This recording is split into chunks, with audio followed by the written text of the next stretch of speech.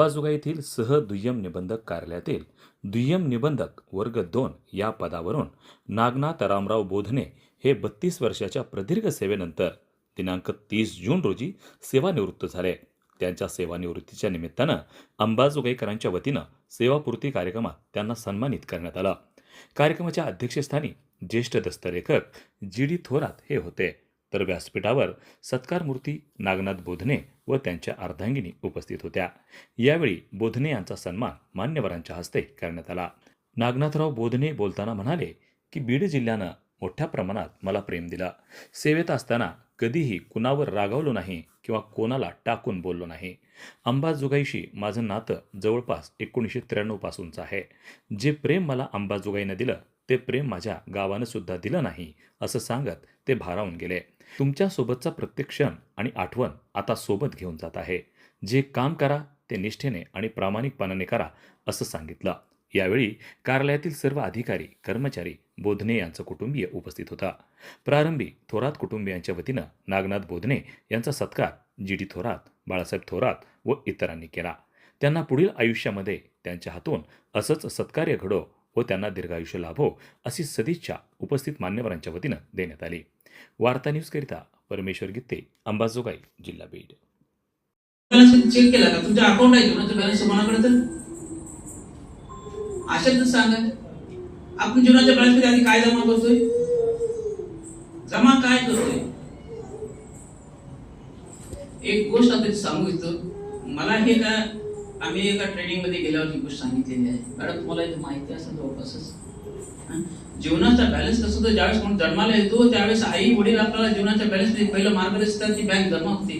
ज्यावेळेस गुरुजी शिकवतात ते आपल्या जीवनाचे बॅलन्स होते. पुढे मित्र येतात ते शिकवतात, गुरुजी येतात ते हे आपल्याला कोणी कोणी उपकार केले ते जमा होत जाते जीवनामध्ये. पण खर्च आपण कोणासाठी काय केलं याची बेरीज करा. एखाद्या संध्याकाळी बसून विचार करा तुम्ही की तुमच्याकडे काय काय जमा झालंय आणि आपण तुम्ही काय काय खर्च केला. माझ्याकडे 0 बॅलन्स आहे मित्र, 0 मी पाहिलं.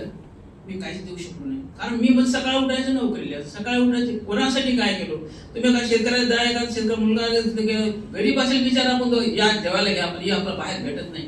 म्हणून मित्र जीवनाचा बॅलन्स प्रत्येकाने चेक करा. काहीतरी आपल्यासाठी कोणी केला असेल तर त्याच्यासाठी आपण करायला शिका, तरच आपलं जीवन यशस्वी होईल. धन्यवाद. पुन्हा आज आमचे मित्र बोधने सर सेवानिवृत्त होत आहेत. सरांची ओळख माझी जवळपास सरांना 25 सेवा झाली. मी त्यांच्यासोबत 29 वर्षापासून आहे. ज्यावेळेस बेकारीत होतो त्यावेळेस पासूनचे माझे त्यांचे संबंध आहेत. आणि ज्यावेळेस मला दस्तलेखकाचं लायसन पाहिजे होतं त्यावेळेला खूप बोधने साहेब आणि शेख साहेब बीडचे शेख सलीम साहेब ते आज कार्यरत आहेत, साहेब रिटायर होत आहेत.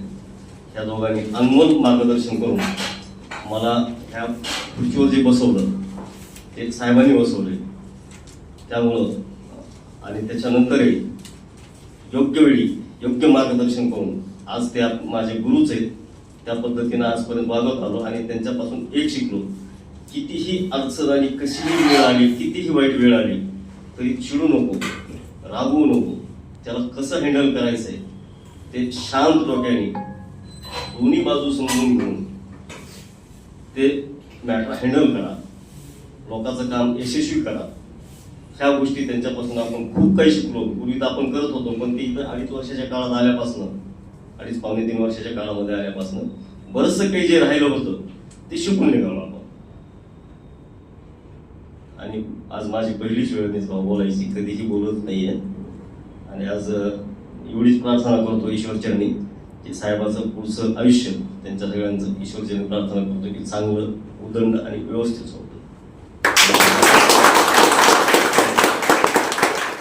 यानंतर ज्यांना काही सत्कार करायचा आहे त्यांनी समोर येऊन सत्कार करावा.